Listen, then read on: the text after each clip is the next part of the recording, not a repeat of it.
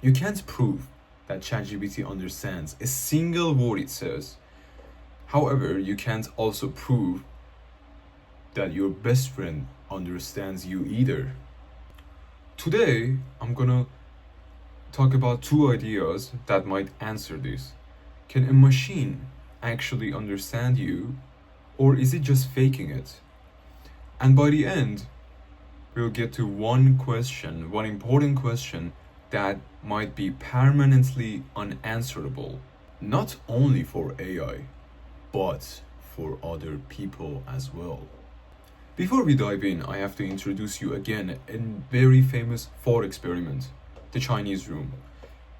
Imagine a person is in an empty room and there is a slot in the door, and papers slide in filled with Chinese symbols, and that person doesn't know any Chinese at all. However, there is a massive rulebook with him that if he uses it, he can understand that for each symbol, how must he respond. So if you get this one, pass it with that one. Basically, from outside, the person who's writing on those papers might believe that that person inside actually knows Chinese. Simply put, some scientists and philosophers think that AI actually works like this, and it doesn't understand anything, and there is zero understanding. It's just following the instructions and patterns that has been given to him by developers. However, Daniel Dennett pushes back by saying stop asking if it's real. Start asking if it works. Here's his point. When you understand a joke, what actually happens? Your brain cells start firing together to find a pattern, right?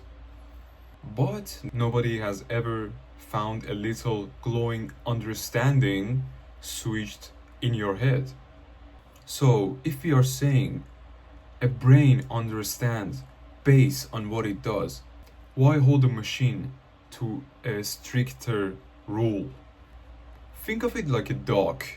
If a dog walks, talks, and reacts like a dog, and if you throw everything at it, put it in every situation, just acts like it, at some point, even asking if this is really a dog, it just becomes meaningless, doesn't it? Dennett's whole argument is understanding is about doing the right thing in the right time reliably. And a machine does that properly. Therefore, by this standard, it understands.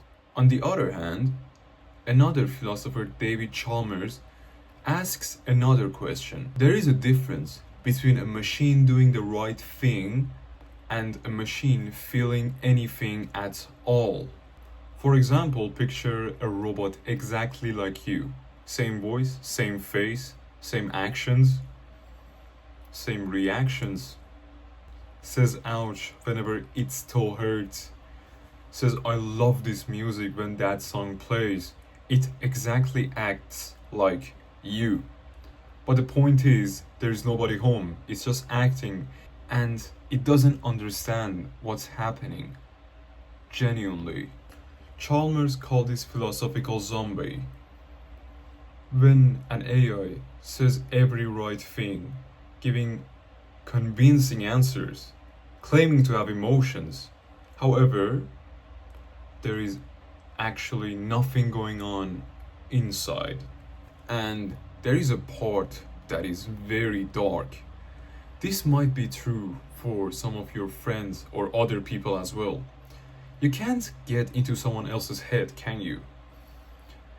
But you don't know exactly what's going on in their head. You might assume that they might be conscious and that they understand anything because they're built like you. However, this shortcut doesn't work for AI because AI isn't built like you at all. So hear what I promised you. Smart and actually feeling something are two different questions, but we keep mixing them up. By Dannett's test, that it does respond well, it does adapt well, it learns very well, and you can label AI intelligent. It is fair.